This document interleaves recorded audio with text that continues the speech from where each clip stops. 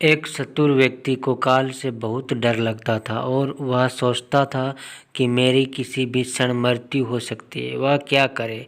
एक दिन उसे चतुराई सूझी और काल को ही अपना मित्र बना लिया। उसने अपने मित्र काल से कहा, मित्र, तुम किसी को भी नहीं छोड़ते हो, किसी दिन मुझे भी गाल में धर लोगे। काल ने कहा, यह मृत्यु लोक है, जो आया है उसे मरना ही है। सृष्टि का यह अशाश्वत नियम है, इसलिए मैं मजबूर हूँ। पर तुम मित्र हो, इसलिए मैं जितनी रियायत कर सकता हूँ करूँगा ही। मुझसे क्या आशा रखते हो, साफ साफ कहो। व्यक्ति ने कहा, मित्र, मैं इतना ही चाहता हूँ कि आप मुझे अपने लोक ले जाने के लिए आने से कुछ दिन पहले एक पत्र अवश्य लिख देना, ताकि मैं अपने बाल बच्चों को कारोबार की सभी बातें अच्छी तरह से समझा दूँ और स्वयं भी भगवान भजन में लग जाऊँ।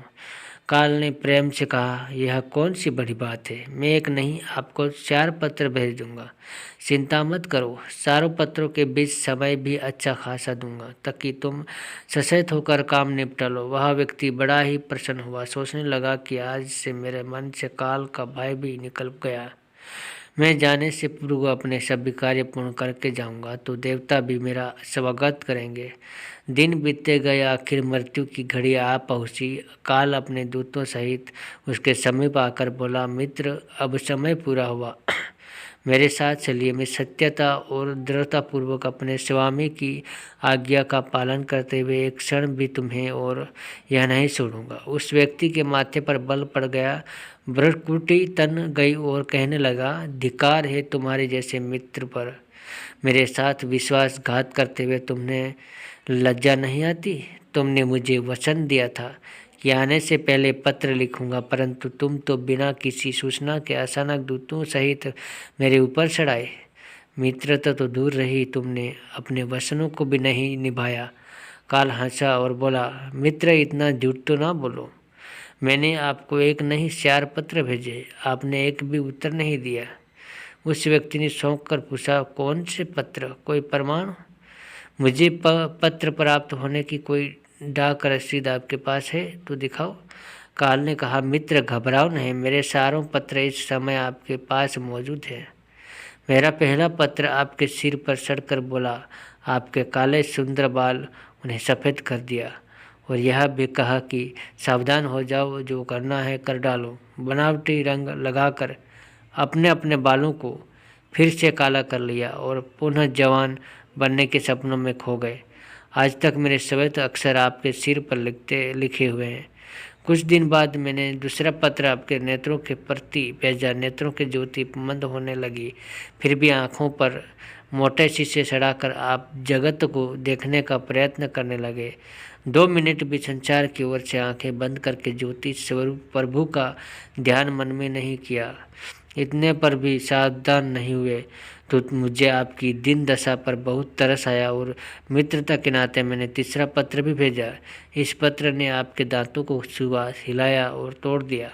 आपने इस पत्र का भी जवाब न दिया, बल्कि नकली दांत लगवाए और जबरदस्ती संचार के भौतिक पदार्थों का स्वाद लेने लगे।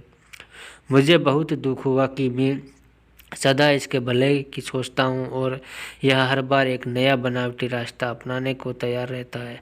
अपने अंतिम पत्र के रूप में मैंने रोग, क्लेश तथा पीड़ाओं को भेजा, परंतु आपने अहंकार वश सब अनसुना कर दिया। वह व्यक्ति काल के भेजे हुए इन पत्रों को सुनकर फूट फूट कर रोने लगा और अपने विपरीत कर्मों पर पश्चाताप करने लगा। उसने स्वीकार किया कि मैंने गलत फल में शुभ चेतावनी भरे इन पत्रों को नहीं पढ़ा। मैं सदा यही सोचता रहा कि कल से भगवान का भजन करूंगा, अपने कमाई से शुभ कार्यों में लाऊंगा। पर वह कल ही कल नहीं आया। काल ने कहा, आज तक तुमने जो कुछ भी किया, राग रंग, स्वार्थ और भोगों के लिए जानबूझकर ईश्वरीय नियम को तोड़कर तुमने कर्म किए।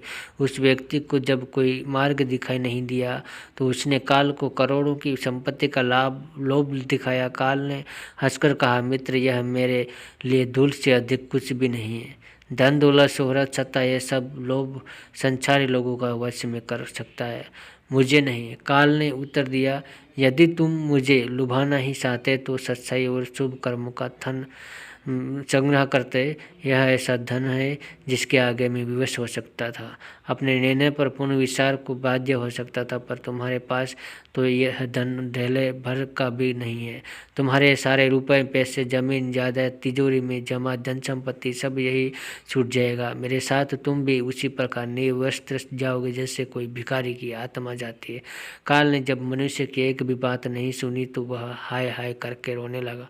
सभी संबंधित को पुकारा, परंतु काल ने उसके प्राण पकड़ लिए और चल पड़ा अपने गंतव्य की। और शिक्षा एक ही सत्य है जो अटल है, वह है कि हम एक दिन मरेंगे जरूर। हम जीवन में कितनी दौलत कम जमा करेंगे, कितनी शोहरत पाएंगे, कैसी संतानें होंगी, यह सब अनिश्चित होता है, समय के गर्भ में छुपा होता है, परंतु हम मरेंगे एक दिन। बस यही एक ही बात जन्म के साथ ही तय हो जाती है। समय के साथ उम्र की निशानियों को देखकर तो कम से कम हमें प्रभु परमेश्वर की याद में रहना अभ्यास करना चाहिए। इसमें तो हर एक को चाहे छोटा हो या बड़ा, सबको प्रभु परमेश्वर की याद में रहकर ही कर्म करना चाहिए।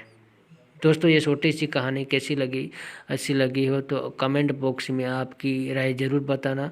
और हमारे चैनल को आप लोगों ने सब्सक्राइब नहीं किया तो सब्सक्राइब ज़रूर कर लें, ताकि ऐसे ही वीडियो आप लोगों को देखने को मिले। जय हिंद, जय भारत।